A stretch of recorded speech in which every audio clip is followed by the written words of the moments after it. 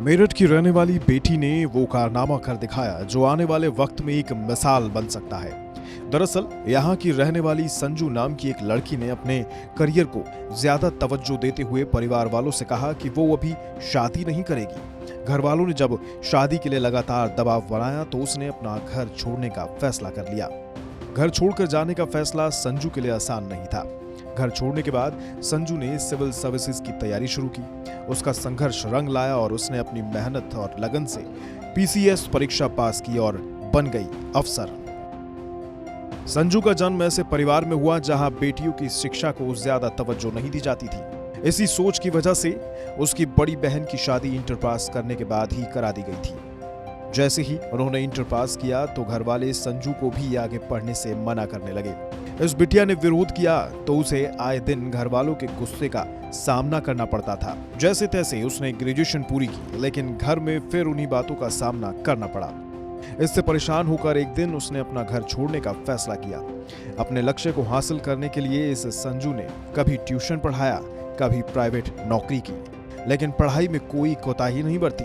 आखिरकार उसकी मेहनत रंग लाई और सालों की मेहनत का फल उन्हें इस कामयाबी से मिला। तो मेरी जब मदर की 2013 में डेथ हुई तो मैं फिर परिवार से अलग हो गई, क्योंकि मुझे दिख गया था कि माहौल वहाँ नहीं मिलेगा और रोज़ की चिकचिकबाजी से बेहतर है कि मैं अलग ही रह कर रहूँ, क्योंकि मेरी सोच भी शायद उन लोगों से बहुत कम मिलती है। आज भी कम मिलती है और तब भी कम मिलती थी।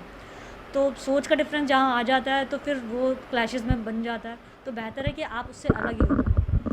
और मुझे पता था कि आज नहीं तो कल ये चीज़ें मुझे सपोर्ट ज़रूर करेंगी, क्योंकि मेहनत कभी ख़राब नहीं जाती। ये सर का ही कहना था कि मेहनत कभी ख़राब नहीं जाती। इसी दौरान मुझे मेरे काफ़ी मेरे मित्र और या आप दोस्त कह सकते हो मेरे जो उन्होंने मुझे हर तरह से फाइनेंशियली सपोर्ट किया इन स्टार्टिंग फेज़ जब मैंने घर छोड़ा था। मिस्टर अनुराग हैं वो, तो उन्होंने मुझे फाइनेंशियली बोला था कि तुम्हें कोई दिक्कत नहीं होगी जब तक आप सेटल नहीं होते, कि आपको लगता है जॉब नहीं मिल रही है। अब क्योंकि मैं इस मामले में काफ़ी आप कह सकते हैं खुदगर्ज भी रही कि मुझे नहीं लेना था। अगर मुझे लेना ही होता तो मैं लड़के घर से भी ले सकती थी, लेकिन मुझे सेल्फ डिपेंडेंट होना ही था।